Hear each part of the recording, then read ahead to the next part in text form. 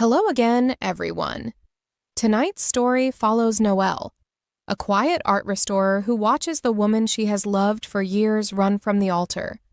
What begins as an escape from a perfect wedding becomes a tender, dangerous journey toward the life Vivian was never allowed to choose. The applause was the worst part. Not the flowers, though there were hundreds of them. White peonies and trailing jasmine wound through every arch and column of the Ashwell Estate ballroom. So thick and perfect they looked painted.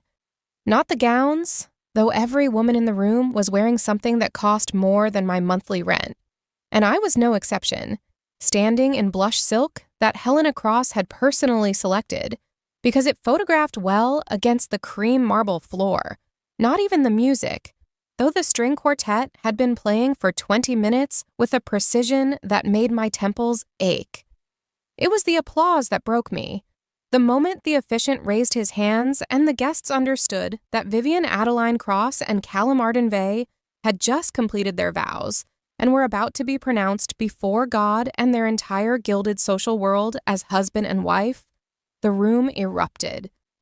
240 people clapping, some rising to their feet, the sound swelling up into those vaulted ceilings and raining back down like something holy. All 6 bridesmaids clapped. I watched them from the corner of my eye, Lark beside me, beaming, her hands coming together in genuine delight because she didn't know what I knew. The others, women I barely recognized from Vivian's world, clapping with the trained enthusiasm of people who had attended enough charity galas to know exactly how enthusiastic to be. My hands stayed at my sides. I don't know why I couldn't do it. I had been telling myself for weeks that I could get through this. I had practiced being still, practiced the calm face, practiced standing at Vivian's side without showing any of the things I had been hiding for 3 years. I had pressed my feelings down into the deep part of myself where I kept everything I was too afraid to say, tamped them down the way you press a damaged painting back into a warped frame, carefully, firmly, with the quiet hope that if you apply enough pressure for long enough, the shape will hold. The shape did not hold, because Vivian looked wrong. She had looked wrong since the moment I arrived at the bridal suite that morning. Beautiful, yes. She was always beautiful, with that dark auburn hair piled into an elegant knot beneath her veil, with those pale gray eyes that held the light like still water, with the kind of bone structure that painters spent centuries trying to understand. The dress was extraordinary. Off-shoulder ivory silk, a cathedral train that required 2 assistants to carry, embroidery at the bodice so fine it looked like frost. Helena had overseen every detail with the focused energy of a general commanding a siege. But Vivian's hands shook when I pinned her veil. She laughed it off, said it was champagne, and I smiled and nodded and said nothing, because what was I going to say? That I had known her hands for 3 years? That I had watched those hands turn the pages of old catalogs in my studio, wrap around coffee cups in the early afternoon light, gesture through stories she told when she thought no one important was listening. That I knew the difference between champagne shaking and something is deeply wrong shaking. At the altar, surrounded by all that perfection, she was pale beneath her powder. Her lips moved through the vows with a careful precision that reminded me of the way I recited conservation treatments when I was trying not to feel them. Technically accurate, emotionally hollow. Callum stood beside her looking like a magazine cover, dark suit, square jaw, the practiced warmth of a man who had spent his life being admired.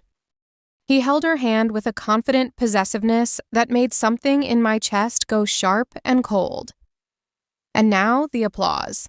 240 pairs of hands. 6 bridesmaids. Not one of mine. Vivian was looking at the officiant. Then she turned her head slightly, the way she did when she sensed something in a room had changed, the subtle instinct of a woman who had spent 31 years learning to read every social environment she entered. Her gaze traveled the row of bridesmaids and found me, the stillness of my hands. Something crossed her face that I had no name for. It was not surprise exactly. It was recognition. The specific recognition of a person who has been quietly drowning and has just seen someone on the shore who is not waving, who is just watching. Who knows? Our eyes held for 3 seconds. Maybe 4.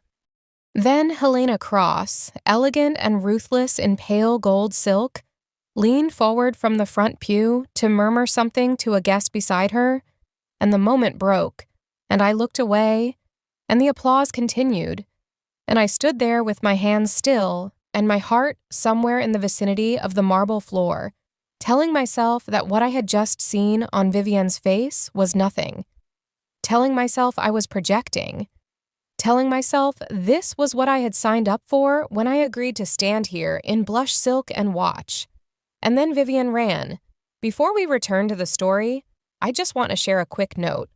This version is made for YouTube, but the uncensored GL scenes and hotter videos will be available on my Patreon. Some moments are too spicy to include here, so if you want the fuller and bolder version, you can find the details in the description below. It happened so fast that half the room didn't understand what they were seeing. Callum had turned to face the guests, receiving their applause with the easy grace of a man who considered adoration his natural right.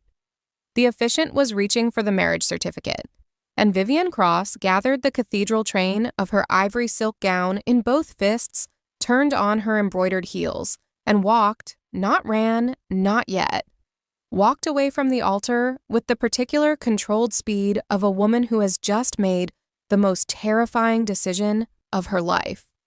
For 3 full seconds, the applause continued, because no one could believe it. Because the brain protects itself from scandal by insisting on normalcy for as long as possible. Then someone near the back made a sound, half gasp and half question, and the clapping stuttered and died, and Callum's smile faltered, and Helena Cross rose from her pew with a swiftness that belied her composure, and the room began to fracture. I was already moving. I don't remember deciding to. I remember my heels on the marble floor, the click, click, click of them keeping time with my pulse, and Lark grabbing at my arm saying, "Noelle, wait," and me not waiting, because Vivienne had gone through the door beside the east colonnade, the one marked staff only, that she had probably scouted 3 weeks ago on the venue walkthrough. I knew this because I had been beside her on that walkthrough, carrying her planner, pointing out the light through the garden windows, listening to Helena describe the logistics of the champagne toast. I had learned to know Vivienne's exits. Behind me, I heard Helena's voice, low and controlled and absolute. "Callum, stand still. Do not react." Then Helena was speaking to the guests, something about a moment of nerves, something gracious and managing. Her voice the same tightly strung instrument she had used Vivienne's entire life. The staff corridor was dim and cool after the blaze of the ballroom. It smelled of catering and fresh linens, and the carpet runner swallowed my heels. I followed a trail of sounds, the soft percussion of a cathedral train dragging across linoleum, a door at the far end opening and closing. Outside, she'd gone outside. The estate's service garden was nothing like the manicured paradise the guests had arrived through. It was functional and a little abandoned. Brick paths and old planters and a rusted iron gate that stood open onto a service lane. The sky had gone heavy while we were inside, a low gray ceiling gathering itself, and when I pushed through the door, Vivienne was standing 30 feet away on the brick path with her train bunched under one arm, her veil torn free and trailing from one pin. And she was breathing so hard I could see her shoulders shaking from where I stood. "Vivienne." She turned. Her eyes were bright and enormous, and there was something wild in her face that I had never seen there in 3 years of knowing her. Something unguarded, unlocked, terrifyingly real. The powder was already smudging at her temples. A tendril of dark auburn hair had escaped the knot. She looked more beautiful than she had at the altar. "You followed me," she said. "Of course I did. Everyone else is still in there." Her voice had a tremor in it that she was working hard to control. "I know." The sky opened. Not gently. It dropped, the way weather does sometimes in late spring, all at once and without apology. Within seconds, the rain was serious, and the ivory silk of her gown was going dark at the shoulders, and Vivian stood there and didn't move, and I thought perhaps she was in shock. And I crossed the distance between us and took her arm and said, "We need to get somewhere dry. Right now, come on. I can't go back in there. I'm not taking you back in there. I'm taking you somewhere that isn't here. Do you trust me?" She looked at me for a moment that contained 3 years of unspoken things. Then she said, "Yes," and let me pull her toward the gate.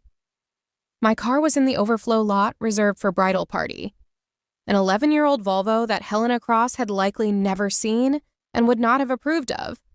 Dark gray, salt-stained from winter, with a broken passenger seat adjustment and a collection of art supply receipts in the center console.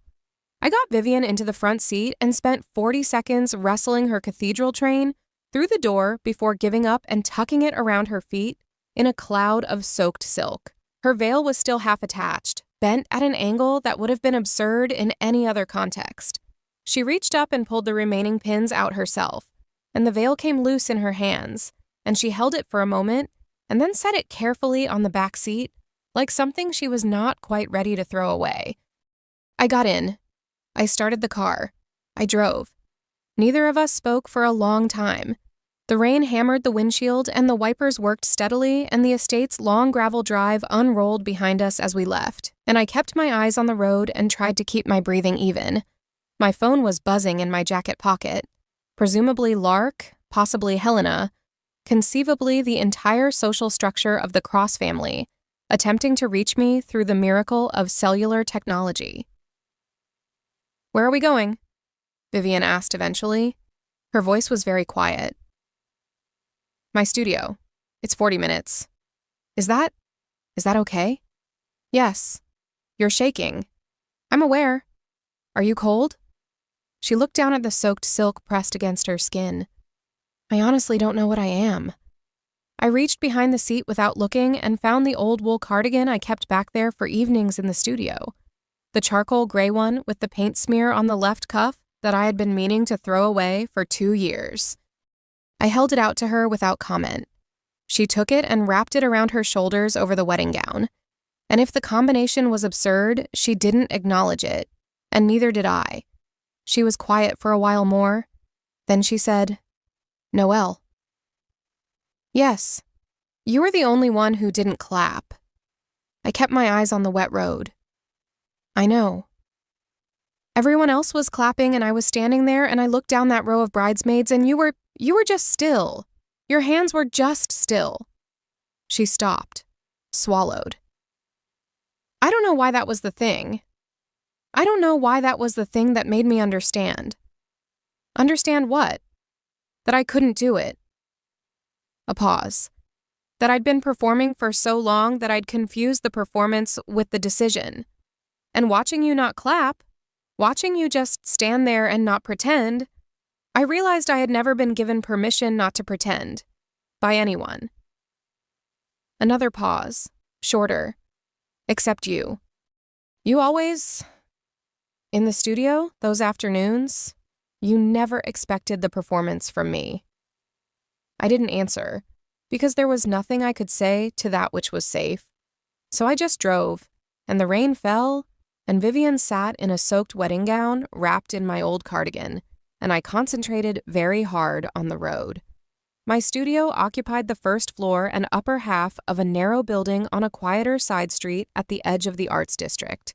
The bottom level held the actual workspace, climate-controlled and smelling of linseed oil and varnish, and the apartment above was small and honest and mine in a way that nothing borrowed or performed had ever been. I had lived and worked there for 4 years. The street was empty in the rain when we arrived. Getting Vivian up the studio steps in a cathedral train was an exercise in collaborative absurdity. We half-laughed without meaning to, and the half-laugh felt important, felt like the first real human thing since the ballroom. I unlocked the door, and we spilled inside and stood on the doormat, both of us dripping, And Vivienne looked around at the restoration tables and the careful rows of pigments and the paintings in various states of repair standing against the walls. And she didn't say anything for a long moment. "I've always loved this room," she finally said. "I know. You know a lot of things. I pay attention." She turned to look at me then, and the studio light fell across her face. High windows, overcast sky beyond, the soft gray illumination that I had always loved for delicate work. And she looked exhausted and ruined and strangely free, and I had to look away at the nearest painting, which happened to be a partially restored 18th century seascape with a hole where someone had once put an elbow through the canvas. "The dress," I said carefully. "It's going to be extremely uncomfortable once it starts drying. I stopped. "I have clothes upstairs." "Things that will fit well enough. Will you help me?" she asked. The question was simple, practical. She said it with no artifice and no layered meaning, just the genuine request of a woman standing in 8 pounds of soaked silk with a series of 32 tiny silk-covered buttons running up her back. I helped her. We went upstairs to the apartment and I turned on every lamp, which wasn't many, and found her a towel, and stood behind her while she held her hair aside, and I worked my way down those 32 buttons one by one. My hands were steady. I made them steady. The silk was cold and heavy, and the buttons were small, and my breath was slow and controlled.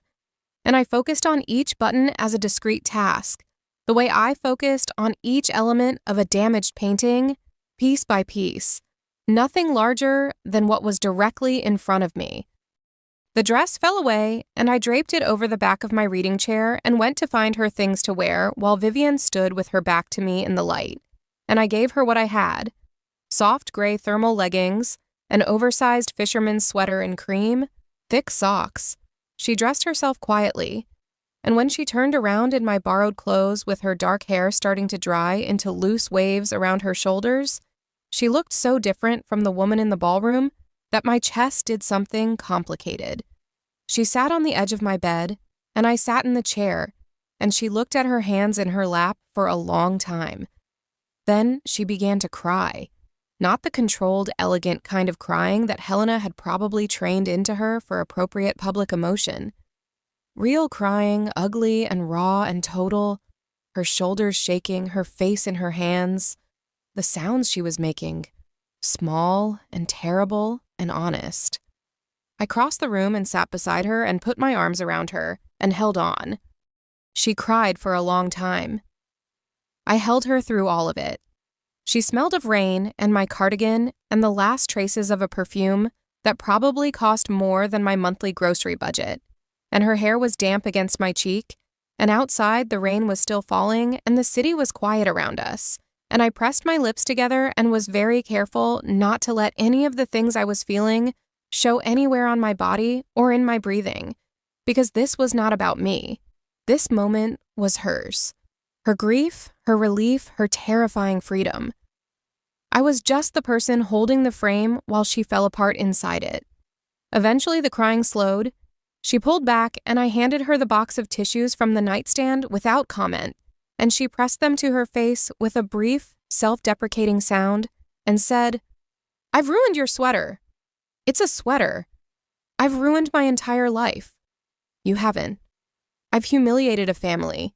I've left a man at the altar. I've destroyed—" She stopped. "The photographers got it. There are photographers everywhere at those things. My mother is—" She pressed the tissue harder against her eyes. "God. My mother. Your mother is managing the room. She's very good at that. She'll never forgive me." "She loves you," I said, though I wasn't certain this was the comforting statement it was meant to be, given Helena Cross's particular variety of love. "She loves the version of me that cooperates." Vivienne lowered the tissue. Her eyes were swollen and her face was blotched, and she was genuinely, completely beautiful. "Callum isn't going to take this quietly." "No, I don't imagine he will. He's going to find a way to make this your fault." Let him try. She looked at me with something fierce and worried in her face. You shouldn't have followed me. Yes, I should have. I could have figured it out. I could have. You were standing in the rain in a wedding dress. You needed a ride. She made a sound that was either a short laugh or a small sob, and then it resolved into both, and she pressed her hand over her mouth, and I watched her work through it and thought about how long I had been sitting with my love for this woman and pretending it was something simpler. Friendship, professional regard. The natural attachment between two people who had spent dozens of quiet afternoons in a studio talking about art and memory and the things families do to the people inside them. I had told myself for 3 years that it wasn't love. I was a skilled restorer of damaged things, and I knew better than to believe that telling yourself something often enough makes it true. But knowing something is false and being ready to admit it are different distances. And tonight, I was just trying to get through the immediate crisis without adding my own weight to hers. Sleep, I said. I'll take the studio couch. You need to sleep. She looked like she was going to argue. Then she looked down at my borrowed clothes on her body and the tissue in her hands, and the argument went out of her. I've displaced you from your own bed. I've slept on that couch hundreds of times. It's actually excellent. It was designed by someone who understood late-night restoration work. Liar. Complete lie. But you're still sleeping in the bed. I left her with the lamp on the lowest setting and went downstairs and lay on the studio couch in my still damp bridesmaid dress and stared at the ceiling and listened to the rain and tried very deliberately not to think about anything at all. My phone had 37 missed calls. I put it face down on the restoration table beside me and closed my eyes. Somewhere above me, Vivienne Cross slept in my clothes in my bed, and outside the scandal was already building. And inside my chest, my heart was doing the quiet, terrible work of a thing that has been held back for a very long time. I woke to pale morning light coming through the studio's high windows and the smell of coffee, which was disorienting enough that I lay still for a moment cataloging facts. Studio couch, restoration table beside me, the faint smell of linseed oil under the coffee, the ruined ivory cascade of the wedding dress still draped over my reading chair, visible through the spiral stairs. Then I heard footsteps in the apartment above me and remembered everything. I found my phone first. 62 missed calls. 14 from Lark, the rest distributed between numbers I recognized as belonging to the Cross family's various branches, and Callum Vey's personal line, and 2 I didn't recognize at all that I suspected were journalists. There were also news alerts. I had notifications turned on for a local society column because I had once been commissioned to restore a painting covered in the same column's pages and had never turned it off. The headline on the first alert read, "Heiress flees altar at Ashwell Estate. Guests stunned." The second, "Callum Vey breaks silence. I only want her happiness." The third, which was the knife, "Jealous bridesmaid accused of orchestrating escape.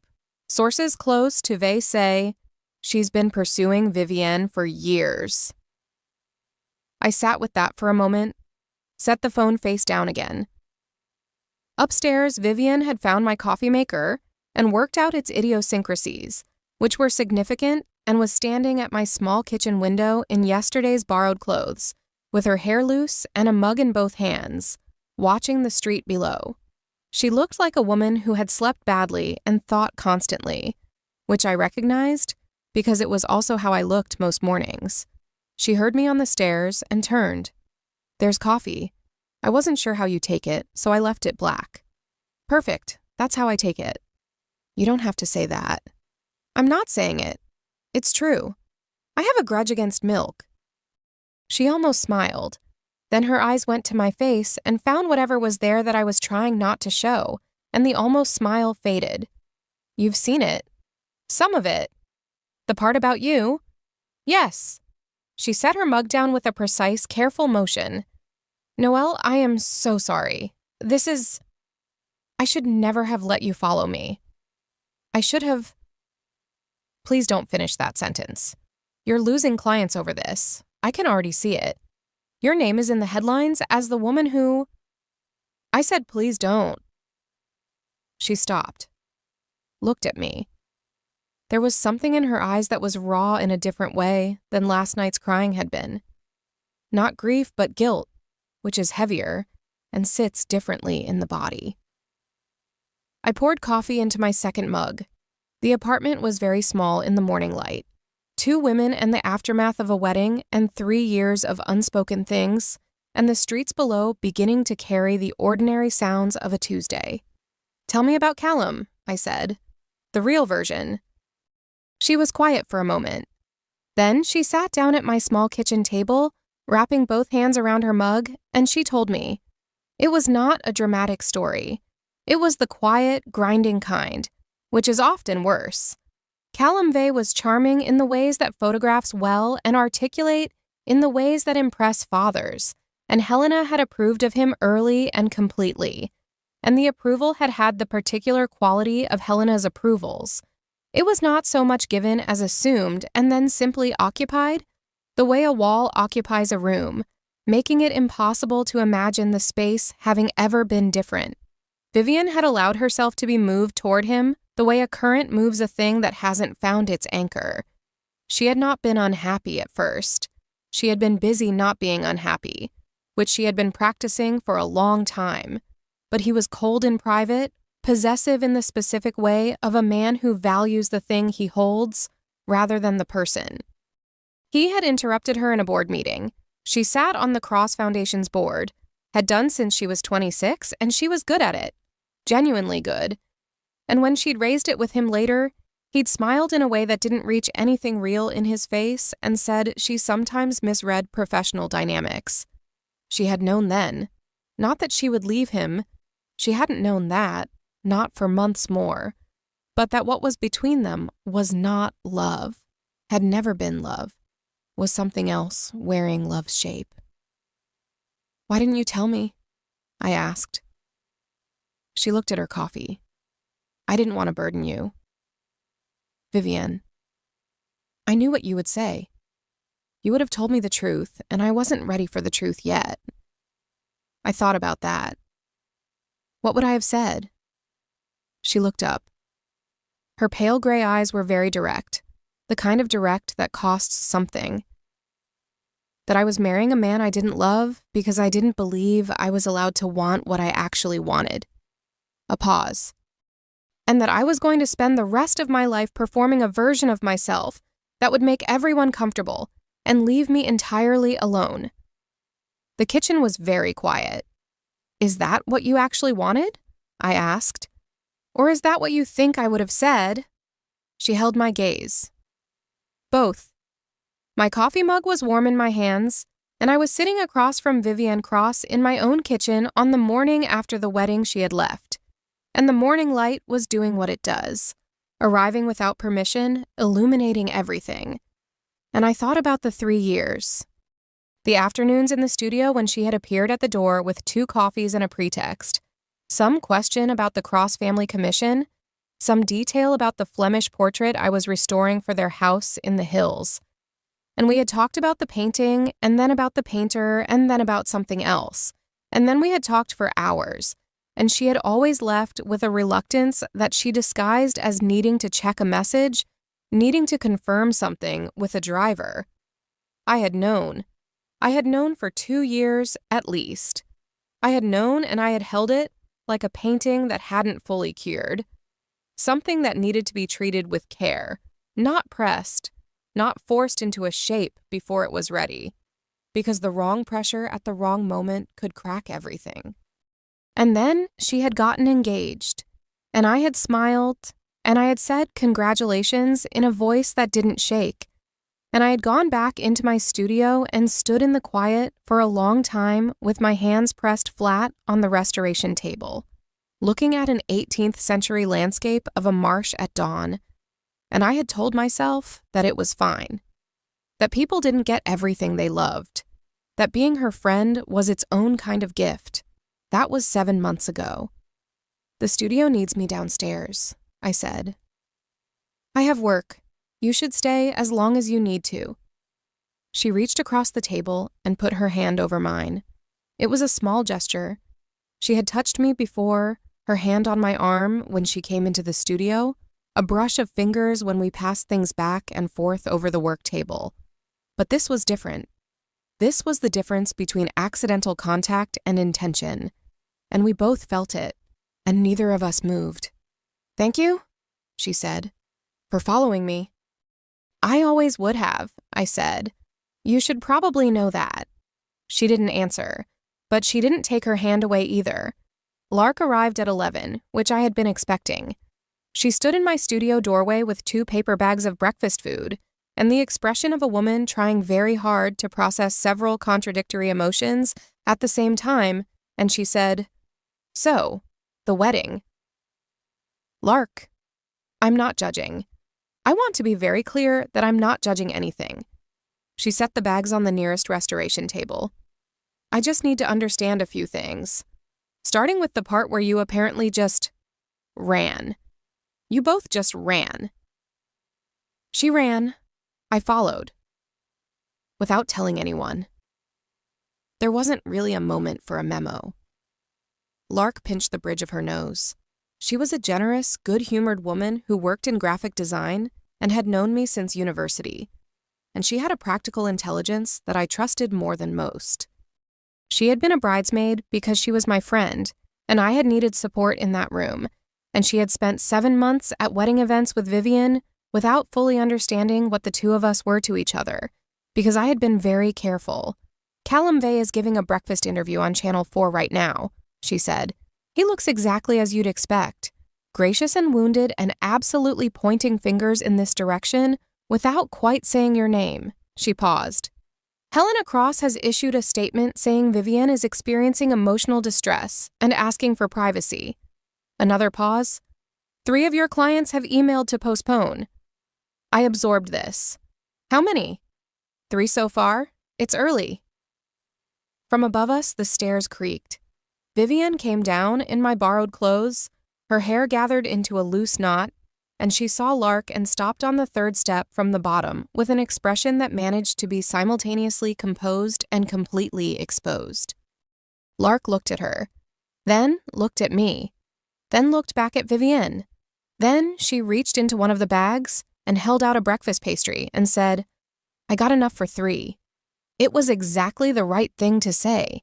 It was so exactly the right thing that Vivian's composure softened by visible degrees, and she came down the last 3 steps and accepted the pastry, and the 3 of us ate at my small studio table, while outside the city went about its business and the tabloids went about theirs, and Lark asked careful questions, and I answered them as honestly as I could, and Vivian added things in a measured voice that gradually became less measured. "She loves you," Lark said to me at one point, very quietly, when Vivian had gone upstairs to charge her phone. "Lark, I'm not theorizing. I'm telling you something I can see with my own 2 eyes from 2 feet away." She looked at me steadily. "I'm also seeing that you've known this for a while, and you've been very carefully doing nothing about it. It's complicated. Most things are. That's not actually a reason." She looked toward the stairs. "She left him, Noelle. She left him in front of 240 people and the Channel 4 event photography team. That's not an accident. She left him because she was unhappy, not because of me. Sure, but she ran to you." I didn't have an answer for that. I took my coffee to the restoration table and picked up my smallest brush and looked at the painting I was supposed to be working on. A damaged portrait of a young woman from about 1890. One eye fully obscured by a long brown crack in the varnish, and I set the brush down again because my hands were not steady enough for delicate work. The days that followed were the strangest of my life, and I have had a reasonably strange life.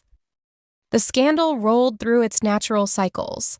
Initial shock, hot speculation, Callum's artful media management, a brief flurry of pieces about Vivian's mental state written by people who had never met her and knew nothing about what it took to hold yourself together for 31 years under the particular pressure of Helena Cross's expectations. 2 of the 3 clients who had postponed came back within the week. The third did not. A large museum consortium I had been in quiet conversations with about a contract. 3 Baroque-era landscapes that needed significant restoration work, the kind of commission that would have set me up for the better part of a year. Went quiet. I received a polite email from their acquisitions director saying they were re-evaluating timelines. The email contained no other explanation. I did not need one. I said nothing about this to Vivienne. She stayed at the studio for 8 days. Not in hiding, exactly, but in the specific quiet that follows a major rupture when the shape of your life has changed so suddenly that the practical architecture of it needs to be rebuilt from the ground up. She had an apartment of her own, a beautiful one in the Marylebone area, understated and genuinely hers, bought with her own foundation salary. But going back there meant passing through the immediate aftermath, the photographers who had taken up positions outside, the friends who were actually Helena's informants, the general machinery of a social world that was simultaneously curious and disapproving. So she stayed, and we existed in the studio together, and it was the most naturally I had ever been around anyone. I would work at the restoration table in the mornings, and she would read or make coffee, or sit at the corner work table with her laptop, managing the few things that needed managing. She had a quiet conversation with the Cross Foundation's lawyer on day 2 that she described to me afterward only as clarifying some things, and I didn't press. In the afternoons, we walked sometimes, taking routes that avoided the main thoroughfares. Or we sat in the apartment and she told me more about her life, and I told her more about mine, and the thing between us grew the way real things grow. Not in dramatic leaps, but in small daily accretions. The way a layer of paint dries and is added to and dries again, building depth. I told her about my mother, who had been an antique dealer with hands that knew wood grain the way some people know music, who had died when I was 23 and left me an apartment full of damaged, beautiful things and a deep and abiding conviction that what is broken can sometimes be made whole. I told her about why I became a restorer, not because I had planned it, but because I had been hired by a private collector to clean a small 19th century coastal painting and had discovered underneath layers of yellowed varnish a color that the collector hadn't known was there, a specific shade of peacock blue that the painter had used for the sky. And the moment I first saw it, I had understood something about revealing and being revealed that I had been trying to articulate ever since. She told me about being 7 years old and drawing horses in the margins of her school books, and Helena seeing them and saying, very gently and very firmly, that the crosswomen expressed themselves through their choices, not through hobby art. She told me about a semester at the Sorbonne she had loved so completely it had broken her heart to leave, and about the way she had managed to turn even that grief into something presentable. Something that read as gracious maturity rather than a daughter crying in her dorm room. She told me about the engagement, how she had stood in the Cross family drawing room while Callum asked her father and she watched from the doorway, and how she had noticed in that moment that no one was watching her face. I was looking for someone to look at my face, she said. Isn't that strange? I just wanted someone to look and ask me what I was feeling. We were at the studio table, late afternoon, the light that I loved most coming through the high windows. I had been restoring the seascape, and she had been reading something she kept setting down, and we had drifted into talking the way we always did. I would have looked, I said. She was quiet. I know. I was trying not to, because if I looked at your face in that moment, I would have had to say something, and I couldn't say it. Not then. She set the book down completely. What would you have said? I set my brush down and looked at her. I would have said that you deserve someone who thinks about you so much it makes them clumsy, who wants to hear every version of a story you tell, not just the polished one, who sees the horses in the margin. I paused. I would have said that the man in that room doesn't see you, and that not being seen is a terrible way to spend a life. The studio was very quiet. Outside, a late bird moved through the garden that backed the studio, its shadow passing across the high window. Noelle, she said. I know, I'm sorry. I shouldn't have. Don't apologize." I stopped. She was looking at me with those pale gray eyes, steady and direct, and something open in them that was not like anything I had seen there before. Even in all the quiet afternoons of our particular friendship, even in the bridal suite with her shaking hands. When I was standing at the altar, she said, and the clapping started, and I looked down that row and found you. Do you know what I understood? Not just that you weren't clapping. I understood that you had never asked me to be anything other than what I was. In 3 years. Not once. You were always enough, I said. The real version. Always. She stood up from the stool and crossed the studio toward me, and I sat very still and did not move. Not because I didn't want to, but because I was so afraid of getting this wrong, of reaching too fast for something she wasn't ready to give, of being the person who tipped her off balance when she was still finding her feet. She stopped in front of me and looked down, and I looked up, and the distance between us was less than I had ever let it be. "I have been afraid of you," she said. "Not in a bad way. The way you're afraid of something that might change everything. I know the feeling. I've been afraid for 3 years that if I said anything, you would be kind about it and careful, and that I would have to watch you be kind and careful. And I would know that the answer was no, and I didn't think I could survive that on top of everything else." I breathed. "Vivian, look at me." She was already looking at me. "I haven't been able to clap for 3 years, I said. "That should tell you something?" The pause that followed lasted approximately 3 seconds and felt considerably longer. Then she reached out and put her hand against my jaw, very gently, and leaned down and kissed me. It was not tentative. That surprised me. I had half expected her to be cautious, exploratory, uncertain.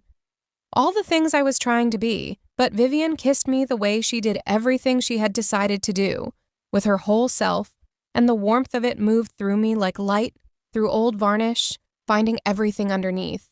I put my hands on her waist, and she made a small sound against my mouth, and the 3 years, and the wedding, and the scandal, and the lost museum contract, and all of it receded to an enormous distance. And there was just this. Her. Us. The studio light going gold in the late afternoon. We separated after a moment, both of us slightly breathless. She pressed her forehead against mine, and we stayed like that for a while, not speaking. "I've been wanting to do that," she said eventually, "for approximately 2 years and 7 months. I've been wanting to do that for approximately 2 years and 11 months, so you owe me 4 months of wanting." She laughed. A real laugh, full and warm and unguarded. The laugh she saved for moments when no one important was watching. And I felt it in my sternum. Then she pulled back and looked at me, and the laugh softened, and the thing that replaced it was more complicated. "I've ruined your life," she said. "The museum contract? You don't know about that." "Noelle, I know about that. I called Lark." I closed my eyes briefly. "I was going to tell you when it was less what? Less my fault? Less your immediate crisis. You had enough." She stepped back, and I let my hands drop from her waist, and she stood looking at me with something fierce and unhappy in her face. The particular unhappiness of a person who cares too much and has caused damage. "I'm going to fix this," she said. "You don't have to." "I know I don't have to. I want to. And there is something I need to do that I've been putting off because I was afraid of my mother's face, and I think if I wait any longer, I'll lose my nerve." She straightened, and I watched the composure settle back around her like something she was choosing rather than something that was simply there. "Will you come with me to the Cross Estate on Saturday?" I looked at her for a moment, to face Helena. "And whatever else is waiting?" "Yes," I said. Obviously, yes. The Cross Estate was in Berkshire, a long, elegant house set in grounds that always looked like a painting of grounds rather than actual ones. Too symmetrical, too maintained, the kind of beauty that comes from extreme control rather than wildness. Helena met us in the drawing room, which was not accidental. The drawing room was where Helena held difficult conversations, because it was her best room and she knew it. She looked at us both with the specific, contained fury of a woman who has been imagining this confrontation for a week and has decided exactly how it will go, and she began very calmly to describe what had been lost. The Vey alliance, the social position, the public narrative, the damage to the Cross family's reputation in circles where reputation was currency. Vivian listened. She didn't interrupt. She sat in the chair that was specifically not Helena's chair, with her hands folded in her lap and her posture perfect, and her face doing the composed, unreadable thing that I knew from the bridal suite was its own kind of storm.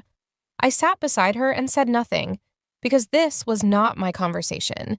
When Helena finished, Vivian said, "I understand that this has damaged things you value. I'm sorry for the public element. I am not sorry for the choice." Helena's eyes moved to me, and they were not warm. And I suppose this is the result of certain influences that have been allowed too much access. "Don't," Vivian said, quietly, absolutely. "Noelle did not cause this. I caused this by waiting too long to understand my own life. And if you'd like to be angry at someone, you're welcome to be angry at me, but don't redirect it toward her, because I won't allow it." Helena's composure was extraordinary. She absorbed this without visible expression, and then she said, "What exactly do you want, Vivienne?" "I want to live my own life," Vivienne said. "I want to work at the foundation, which I'm good at, and I want you to acknowledge that. I want to stop attending events as a decorative element of the family brand. I want to choose who I'm with." She paused. "And I want you to know that Noelle matters to me. If you'd like to be part of my life going forward, you'll need to accept that." Helena looked at her daughter for a long time. Then she looked at me again. Whatever she saw, I couldn't tell. "This will take time," Helena said finally. "Yes," Vivian agreed. "I imagine it will." It was not reconciliation. It was a truce, and a tentative one. And I drove us back to the city in the late afternoon with Vivian quiet beside me. Not the terrible quiet of the wedding day, but a different kind. The quiet of someone who has done something hard and is sitting with the shape of it. I didn't push her to talk. I drove, and the radio played something low, and the autumn light lay flat across the motorway, turning everything amber. "She'll come around," Vivian said eventually. "I think she will. She loves you. In her way. In her way is still love." Vivian was quiet for a moment. Then, "Thank you for being there. There's nowhere else I'd be." She reached over and found my hand on the gear shift and held it. Callum was a different problem. He gave 3 interviews in 2 weeks, each one calibrated with a precision that I had to reluctantly admire from a purely technical standpoint. He never said anything actionable. He never named me directly. He spoke about outside influences and a vulnerability I didn't see in time, and wishing Vivian the healing she needs, and every word was designed to paint a picture without painting it explicitly. Vivian is unstable, as led astray, as the passive subject of a stronger personality's agenda.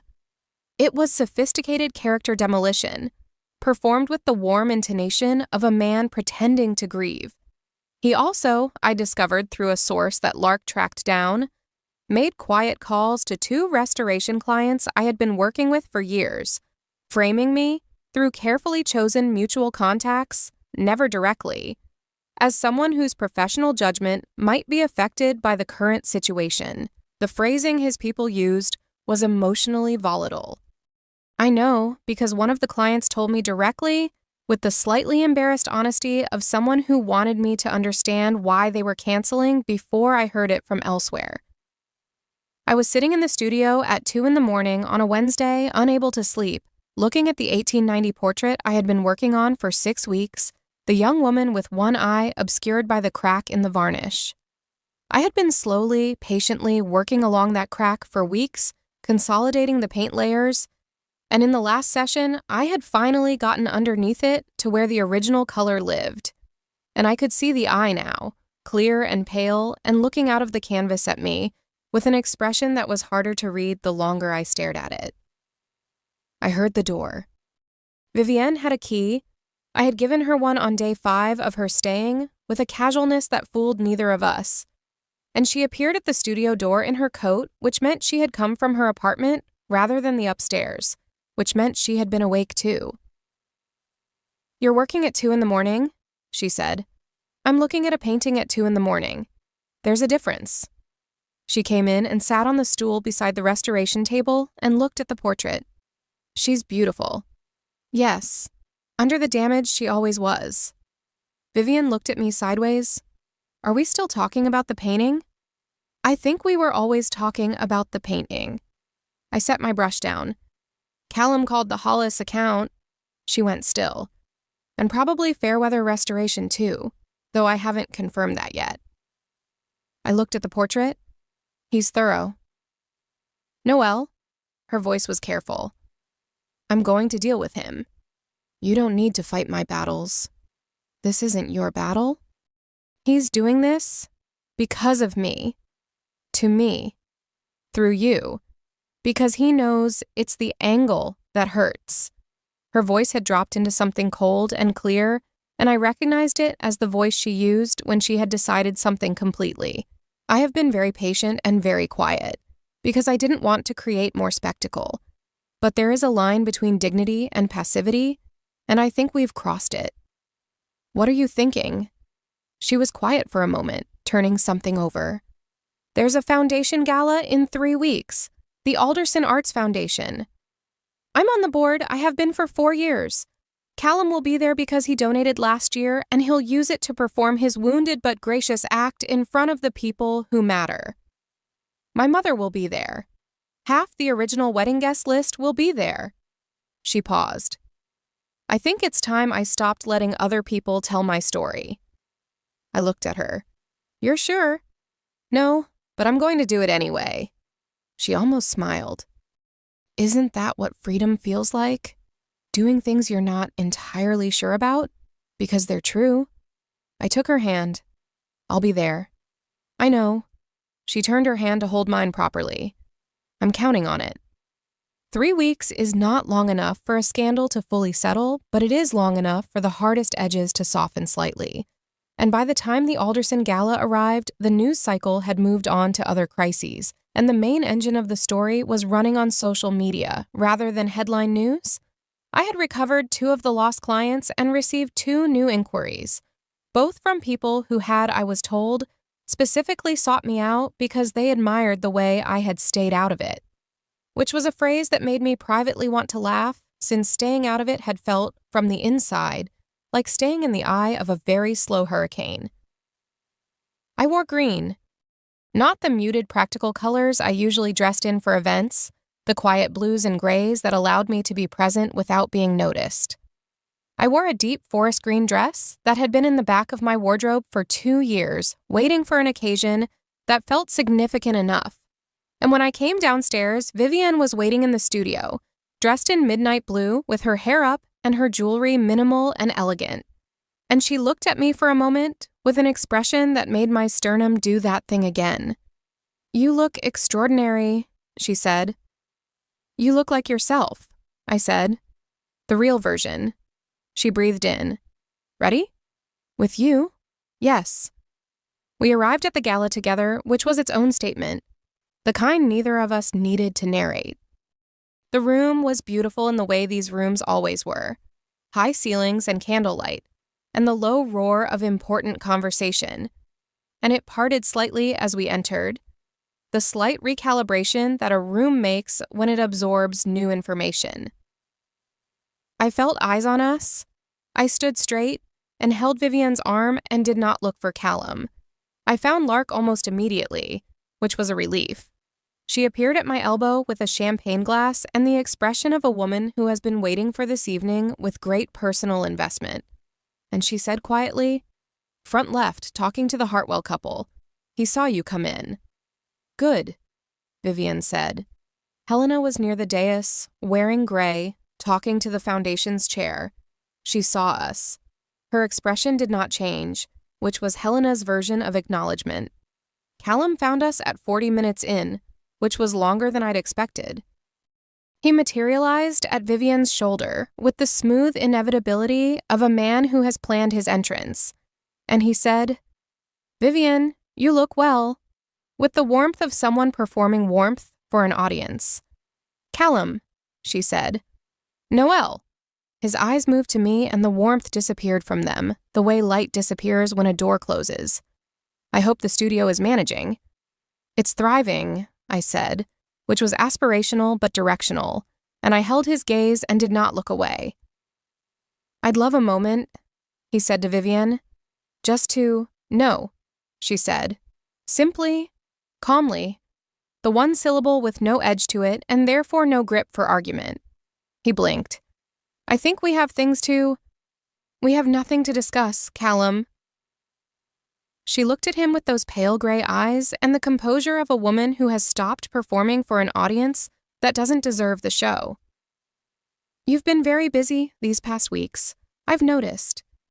I think it's time you redirected that energy towards something that has nothing to do with me, or with Noelle, or with the narrative you've been very carefully constructing."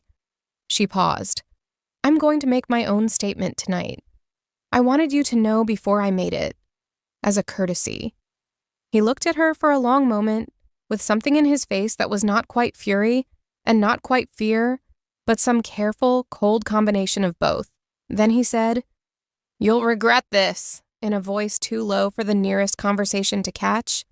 "I very much doubt that," Vivian said. "Excuse me." She spoke from the dais 20 minutes later, introduced by the Foundation's chair as a board member and longtime advocate. It was a short speech, ostensibly about the Foundation's new fellowship program for emerging conservation artists, and it was entirely genuine, and it included at its center, delivered with the controlled precision of a woman who had spent 31 years choosing her words in rooms like this one, the following. She spoke about art restoration, about the way damage could obscure something beautiful without destroying it, about the work of caring enough to look underneath, to treat what was there with the respect it deserved, to be patient with what had been covered over for too long. She spoke about the Foundation's belief in preserving what mattered. And then she looked out at the room and said, "The most important restoration I've undertaken this year has been my own life. I'm grateful to everyone who gave me room to do it, and I'm especially grateful to the person in this room who never asked me to be anything other than what I was." She didn't say my name. She didn't need to. Half the room looked at me anyway. Helena, from her position near the wall, was perfectly still for a moment. Then she raised her champagne glass, slightly, in Vivian's direction. It was a small gesture. It was also, from Helena Cross, an enormous one. Callum left before the applause finished. I watched him go. The night opened up after that. We danced. Vivian took my hand and we moved through a slow piece that the string quartet offered, and I held her and she put her head briefly against my shoulder, and I thought about the 8 months since the wedding, the journey of it, the impossible, strange journey from blush silk and a room full of clapping, to this, her choosing, us choosing, standing in the space we had made together. We went to the seaside for a weekend in early December. It was Vivian's idea, a small inn she had found on the Dorset coast. Quiet at this time of year, the kind of place where the dining room had 3 tables and the sea was close enough to hear from the bed. We drove down on a Friday and arrived in the dark, and the sea wind was sharp and clean, and Vivian stood at the edge of the car park looking at the black water below the cliffs and breathed in like someone absorbing something necessary. "I've never done this," she said. "Driven to the coast in winter. Gone somewhere just because I wanted to. Not for an event, not for a function. Just because I wanted to see the sea." I stood beside her. Our shoulders were almost touching. "How does it feel?" "Like I invented it," she said. "Like this is the first sea." We walked the cliff path the next morning, wrapped up against the wind, talking the way we had learned to talk. freely without performance, without the careful editing that had shaped both our lives for too long. She told me she was restructuring her involvement with the foundation, moving toward a more substantive role in programming and away from the decorative chair filling that Helena had largely used her for. She had had 2 meetings with the director already. She was good at it. She had always been good at it, she said, with the wry, slightly wondering tone of someone newly allowed to notice their own competence. I told her the museum consortium had been in touch again. The acquisition director had sent an email that was notably warmer in tone than the one that had preceded it, and had suggested a meeting in the new year. I was cautiously optimistic, which for me was practically euphoric. She stopped walking and turned to look at me with the morning light on her face, her hair blown across one eye by the wind, and she looked so far from the woman at the altar that I thought about them both as if they were 2 paintings by the same hand. One worked over and varnished into the correct image. One cleaned back to its original. The real colors finally visible. "I love you," she said. The wind moved between us. "I've been trying to find the right moment to say it properly," she said. "And I've finally realized there is no right moment. There's just the moment you're in." Vivian. I know I said it in the context of a wedding disaster and a scandal and 8 months of upheaval. And I know that's not the straightforward version of a love story. But I also know that every morning for 8 months, I've woken up knowing that you exist. And that has made things better. Every single morning. I stepped toward her and put my hands on her face, her wind-cold cheeks, and I looked at her for a moment. That was just looking. Just seeing her, the real version, the original color underneath all the careful varnish. And then I kissed her, long and warm and entirely real. And the sea went on being the sea below us, and the wind moved around us, and the morning was broad and cold and entirely ours. "I love you too," I said against her mouth. "I've loved you for 3 years, and I've been very badly behaved about saying so. You've been perfectly behaved about saying so. You waited until I was ready to hear it." She pressed her forehead to mine. "I was slow. You were careful. There's a difference." She smiled. That real, full, unguarded smile that I had first heard rather than seen. A laugh that became a smile that became this. Standing on a cliff with her in December and feeling like something that had been held at a difficult angle for years had finally been allowed to rest. We went back to the inn, and there was a fire in the small sitting room, and the innkeeper brought tea without being asked. And we sat together in the warmth and talked and went quiet and talked again. And later she took my hand and led me upstairs, and the room was small and honest, and the sea was just outside the window. And we were gentle with each other in the way of people who have come a long way to get somewhere and understand the value of it. The spring came. My studio got light the way it always did in March. Different light, more direct, the kind that showed everything. I was halfway through the museum commission, 3 Baroque landscapes laid out with the care they deserved. And on the day I found the original sky color in the first of them, a specific, extraordinary cerulean that the painter had mixed with a white lead base that made it glow. I called Vivian before I did anything else, because there are things you need to share with someone specific, or they half disappear. She arrived 40 minutes later with coffee and stood beside me looking at the painting, and I showed her where the cerulean was emerging from under the centuries of yellowed varnish, and she leaned in close the way she had learned to lean close to paintings with real attention, seeing what I was seeing. "There it is," she said softly. "There it is." It was always there. It was always there, I agreed. Just buried under everything that accumulated after. She straightened and looked at me, and in the studio light, her eyes were the color of still water catching a gray morning. And she was 31 years old and free and choosing every single day. And she was mine and I was hers, in the easy, honest way of people who have stopped performing for each other. "I have something to tell you," she said, with the smallest smile at the corner of her mouth. "Good something or complicated something? Potentially both. The foundation director wants me to launch a fellowship program for emerging restoration artists. A real one, with funding and mentorship and a public platform. She paused. He wants a restoration artist to co-design it. I looked at her. Someone with experience, someone the field respects. The small smile was larger now. Someone who might be willing to give up a few afternoons. A few afternoons, I said, for a program I'd be co-designing with you, with full creative control. In this building, presumably? I was rather hoping so. I've grown attached to the light. I took the coffee from her hand, set it on the table, and kissed her with my whole self, the way she had kissed me in the studio that first time. Committed, decided, entirely present. She laughed against my mouth. "Is that a yes?" she asked. "That is the most enthusiastic yes I have ever communicated." Outside, the street carried ordinary sounds.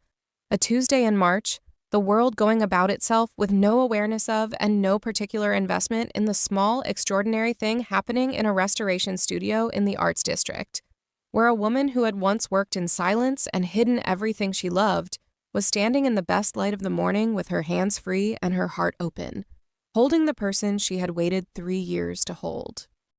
The 1890 portrait was finished and hanging. The young woman's eye now fully visible, pale and clear and looking out of the canvas with an expression I had finally decided was not difficult to read at all. It was the expression of someone who has just been seen. I knew exactly what that looked like. I had been wearing it for months,